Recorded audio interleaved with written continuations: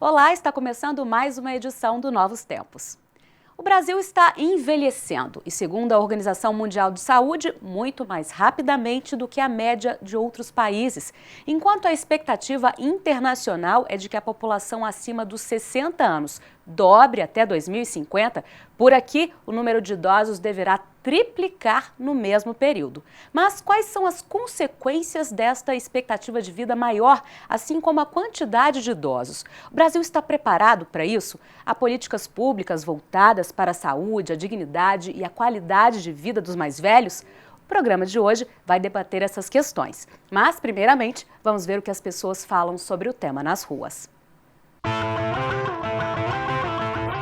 Cuidando da saúde, né? Vivendo o dia a dia. Eu acho que eu não me preparo.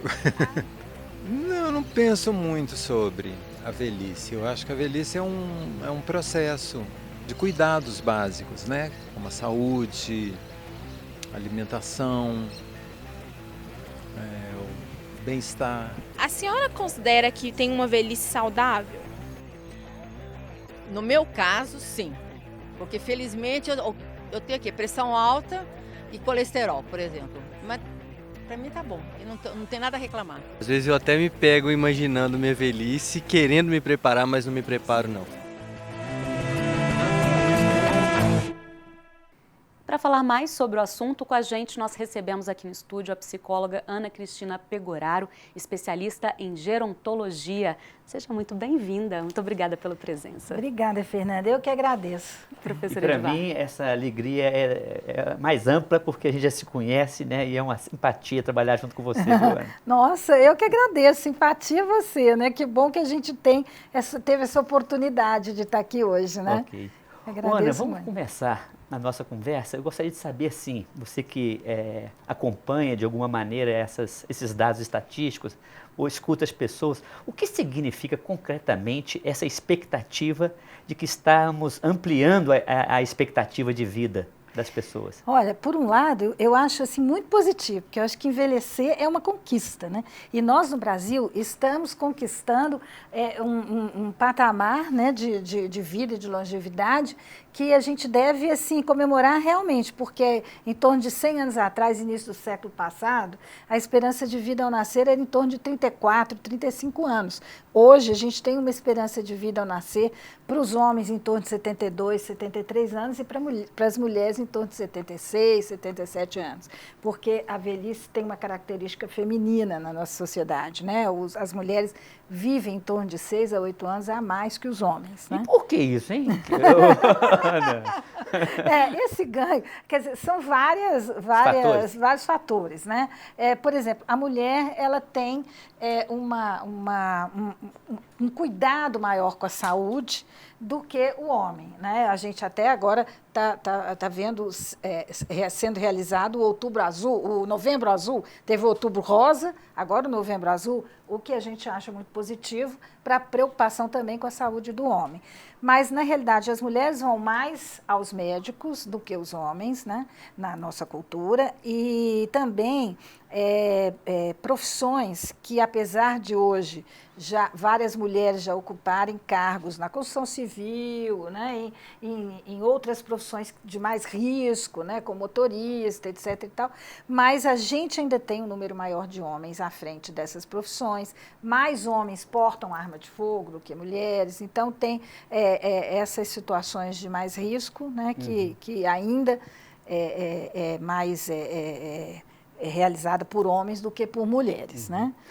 Ô, Ana, assim, olhando essa realidade assim, de vamos viver mais, quem ama a vida, isso soa como uma notícia muito positiva, você colocou aí. Sem dúvida. Mas há também uma ambivalência, né? Porque a velhice, ela traz uma série de outras questões que as pessoas sentem como perda, não é isso?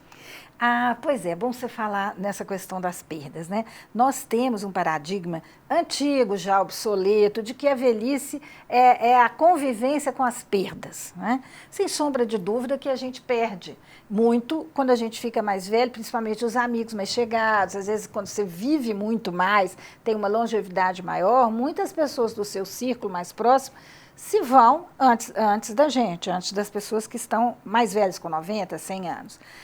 Mas por que eu falo que é um paradigma obsoleto? Porque hoje em dia, a própria psicologia do envelhecimento já traz isso para nós, de que a velhice, ela tem perda sim, mas ela tem ganhos. Né?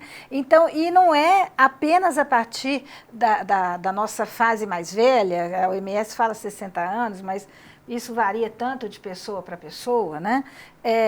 Que a gente está envelhecendo. A gente envelhece desde que a gente nasce. A gente está perdendo desde que a gente nasce. Né? Isso é muito interessante, né? É a dinâmica da vida, né? É a dinâmica da vida. Quer dizer, quando você nasce, o Freud dizia isso, você ganha em anos, que você faz 1 ano, 2 anos, 3 anos, mas você já está perdendo em tempo de vida, né? Nesse tempo que você tem de vida, a cada ano ganho, diminui o seu tempo vivido aqui. Né?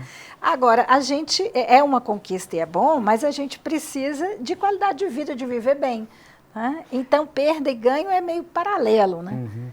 Mas vamos dar uma pausa na nossa conversa aqui para a gente ouvir o que os nossos internautas estão falando sobre isso. Fernanda. Ótimo, ótimo. Vamos ver o que tem sido debatido nas redes sociais no quadro Hashtag.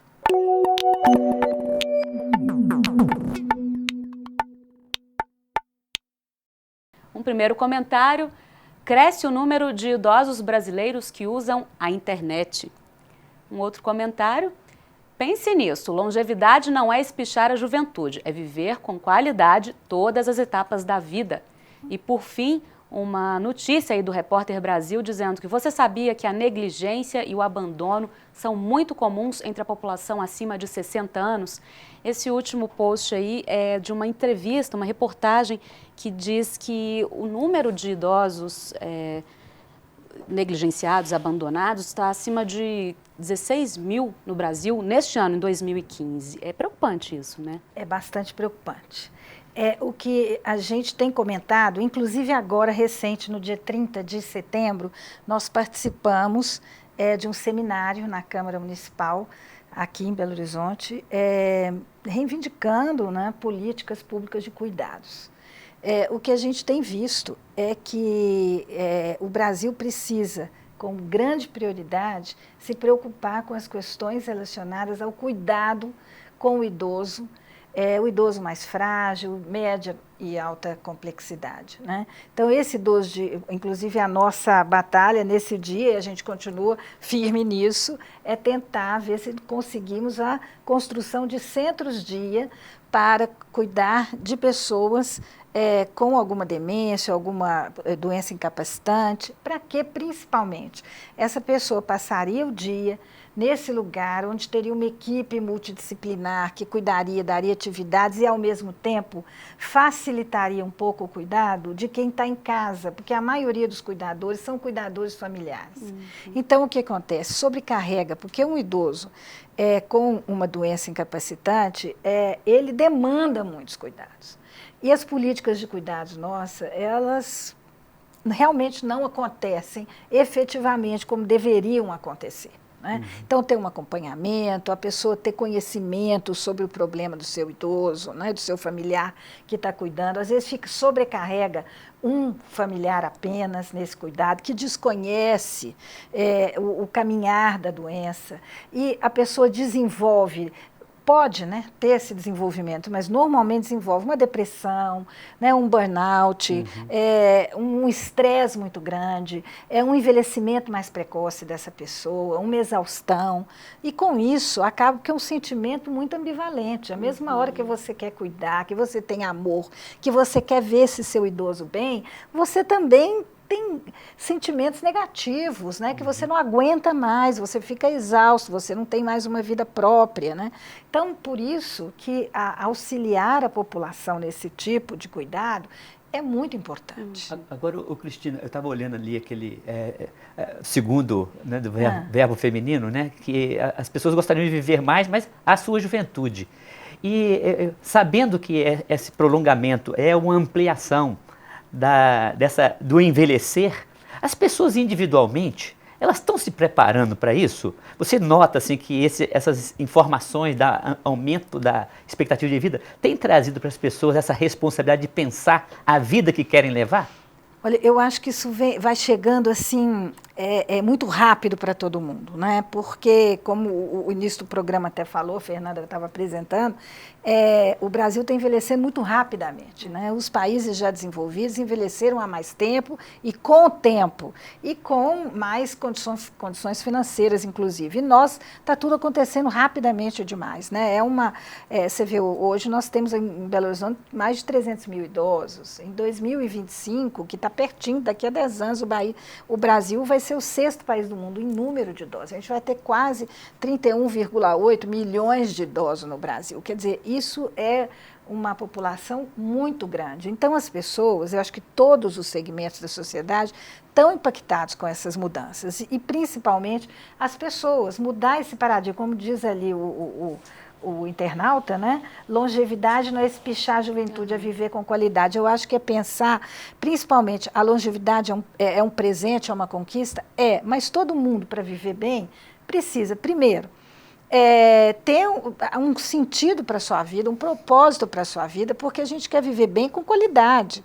E qualidade não é só a comida, que também pode vir a faltar, mas são outras questões. Tem horizonte de felicidade, de esperança. Lógico, né? De esperança, de se adequar às mudanças. Então, nós temos aqui na PUC, por exemplo, o PUC Mais Idade, que é um programa que hoje são 13 projetos em 7 unidades. Temos uma aqui no Coração Caribe, que eu coordeno diretamente há alguns anos, que nós temos idosos de idades muito variadas, né?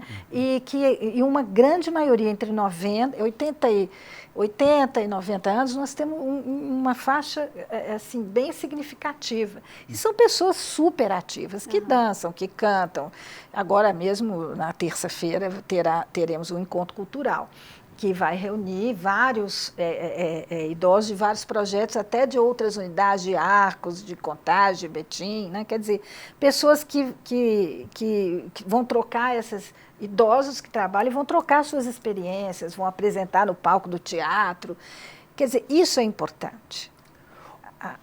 Ana, assim, o assunto vai espichar. Porque se vai, você tem que me falar, porque nós vamos fazer assim, mas é uma breve pausa na nossa conversa para um intervalo. Fernanda, é com você. Daqui a pouco a gente volta com essa conversa sobre longevidade. Até já.